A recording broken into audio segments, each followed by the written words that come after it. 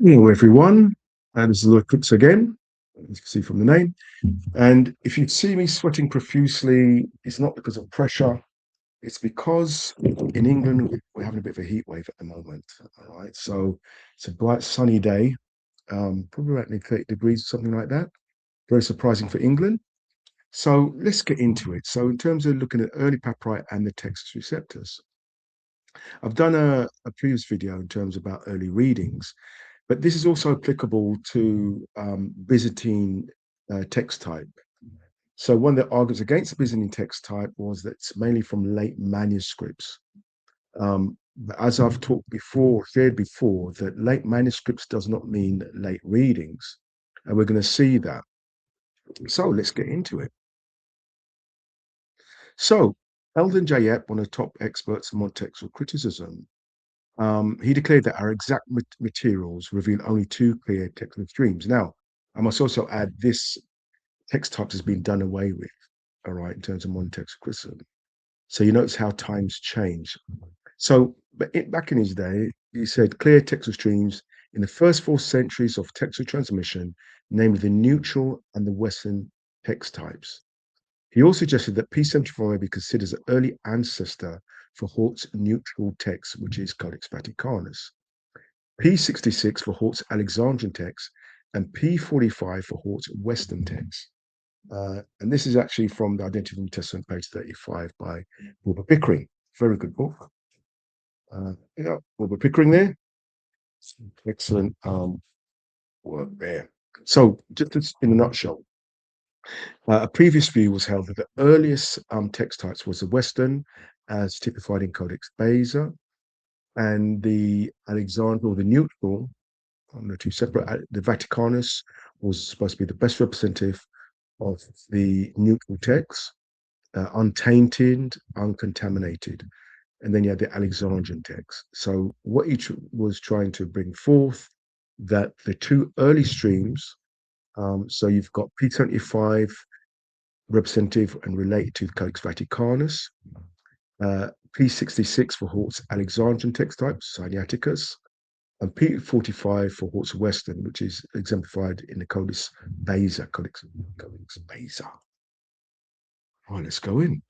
So, but in his studies, empirical studies, he just finished counter evidence. So he looks at the 103 variation units in Mark chapter 6 to chapter 9, where P45 is exactant. Remember, he's supposed to demonstrate that P45 is supposed to be aligned with the Western text, which is Codex Beza. So he records that P45 shows a 38% agreement with Codex D, which is Codex Beza, 40% with the Textus Receptus, and 42% with Vaticanus, 59% with F13, and 68% with W. Washington. How can Epp say that P45 is a Western ancestor when it's close to a cheap representative of every other text type other than D? Okay. Right. AF Kling. I probably pronounce it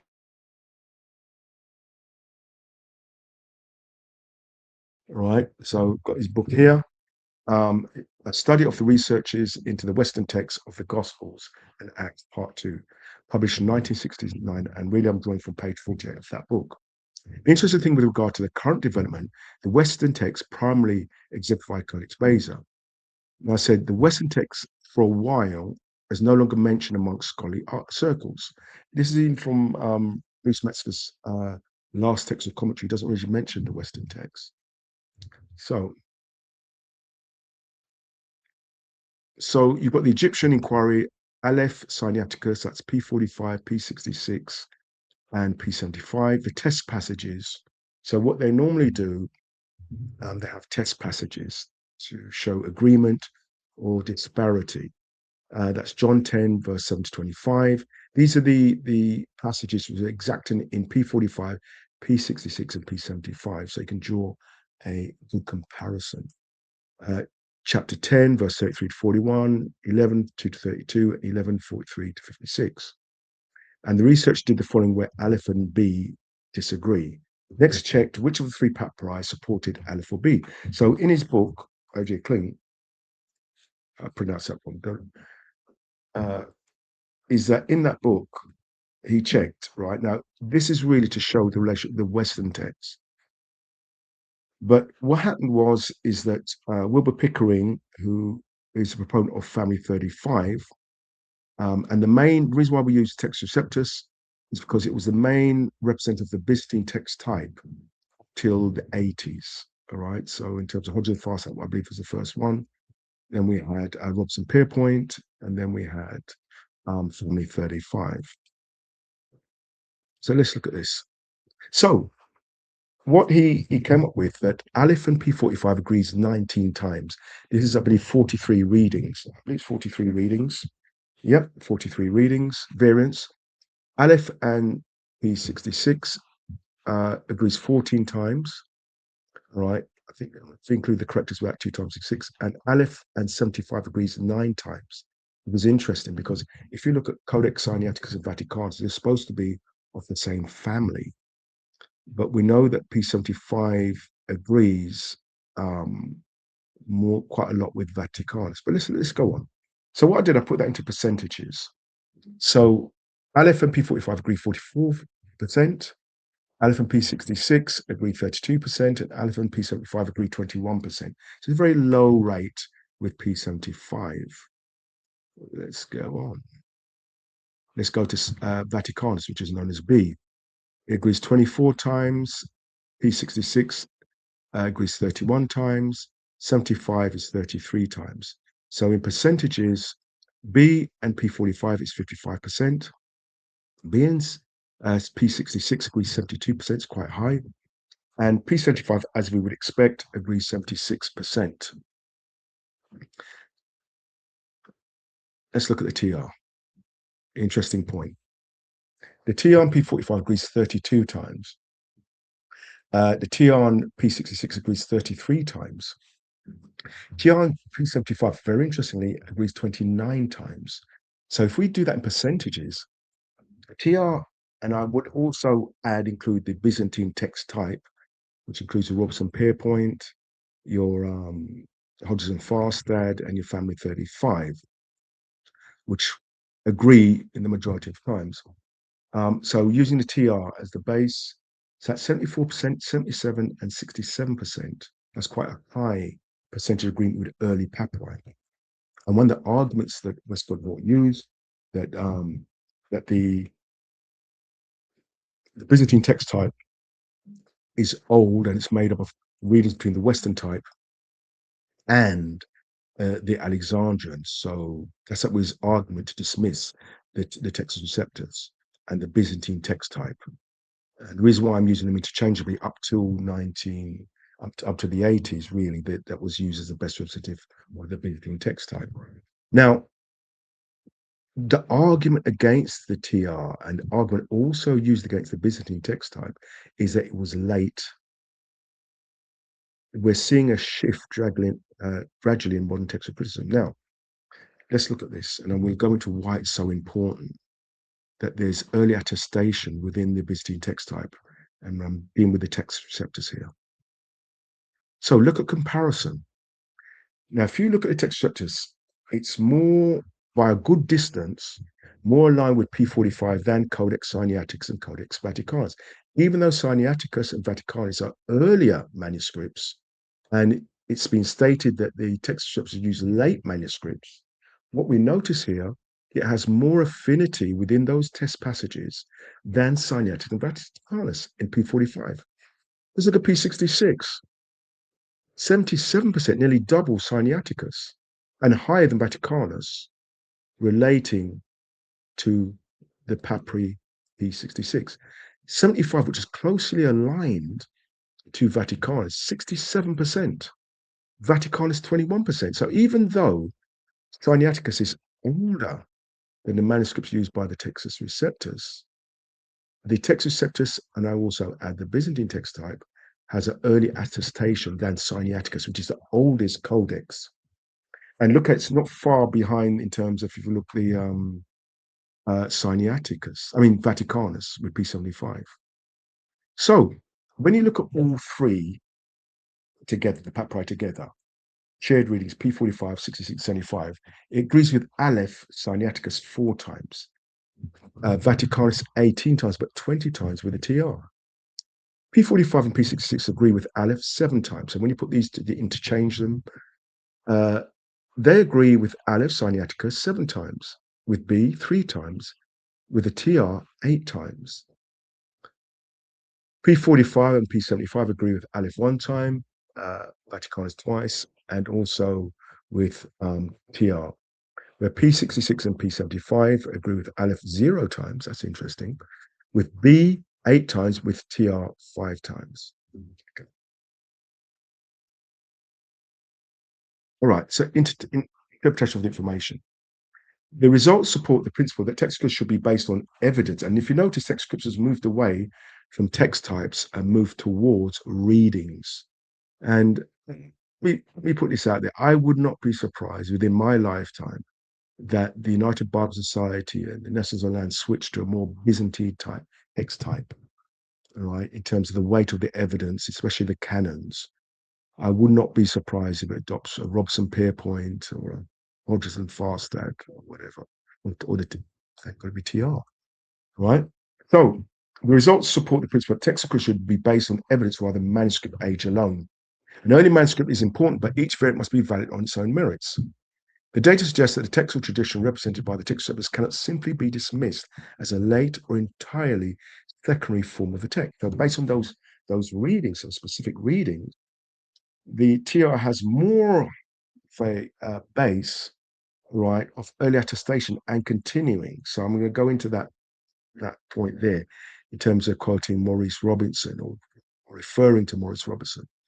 The significant agreements between the text scriptures and the early papyri demonstrate the readings of that later preserving the Byzantine tradition may have roots extended far earlier than surviving Byzantine manuscripts themselves. This is shouting out to all your Byzantine priority, your family 35, and your 105, your majority texts.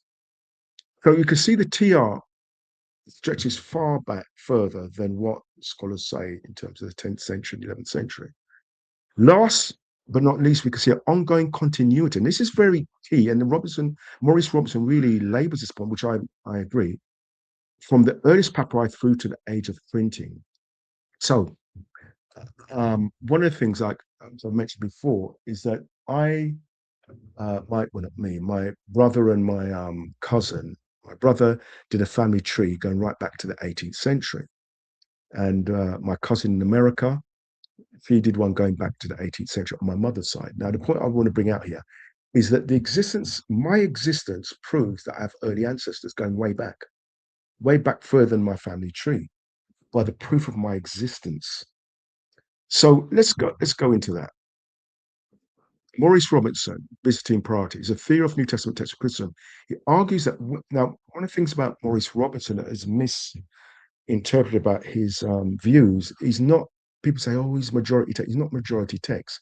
His focus, and I'm sure hopefully Dwayne Green can correct me on this, is that his issue is not so much the majority of manuscripts, but how these variants have a transmission right through to the present time. From the earliest right through to the latest.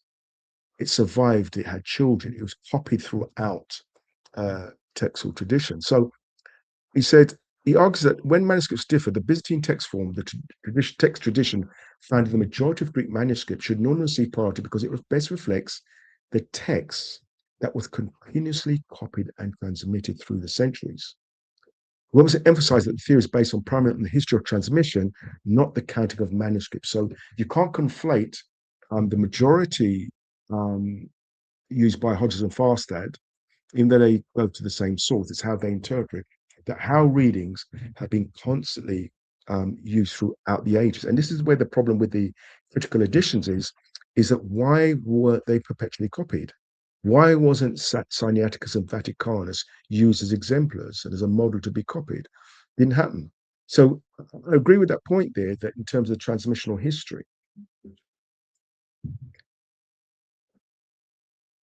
So from a Robinsonian perspective, it's important because it undermines the claim that the Byzantine stroke TR they're not. I know that they're not the same. There's differences between Hodgkin and Farsight. There's difference between the family 35, difference of the TR, but the same stream. They draw most of their readings from the same stream. So I know there is a difference between the Byzantine, um, Robinson Pierpoint, family 35, but there's no differences doctrinally. There's no errors introduced within the stream of family 35, Hodges and Farstad, um, Robinson Pierpoint, um, and the TR. There's no error or doctrinal differences introduced within that stream. But we can demonstrate that stream goes way back further, second and third century, and is being constantly preserved throughout the time. So the date indicates at least some continuity between the early papyri and readings later emphasize, late, sorry about that, that they continuously copied and transmitted through the centuries. Robson emphasized that the theory is based primarily on the history of transmission, not simply as the counting of manuscripts. So, as I said before, from a Robinsonian perspective, this is important because it undermines the claim that it's purely late and detached from the earliest stage of transmission. So this is why, if you notice, modern textual criticism uses quite a minority number of manuscripts, 15 manuscripts, probably the most. But the issue was it was never continued. So on the flip side, why did their early manuscripts fall out of use? So, final observation. The early papyri revealed that the transmission of the New Testament text involved both continuity and diversity from a very early period.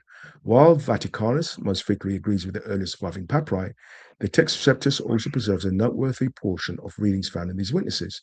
Consequently, textual criticism should avoid oversimplified conclusions and instead weigh all available evidence, topological, unisal, miniscal, versional, and patristic, in the search for the earliest attainable text. And also, the lectionaries are very important because that shows what was used by the church.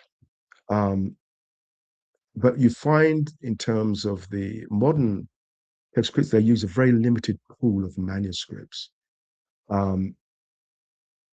But to get the text, you have to use all the available evidence.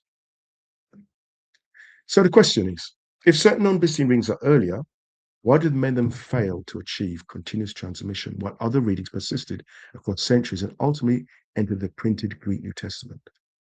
Whether one adopts a transmission or eclectic approach, the historical phenomenon of textual continuity requires explanation alongside the evidence of manuscript antiquity. So I hope you enjoyed that. Not as long as some of my sessions, but what I'm going to do the next session, just to advertise it now, is that I'm going to go Andrew Wilson doing a third part, which talks about the after reading and the harder reading. So that's be good by our next video. So look out for that.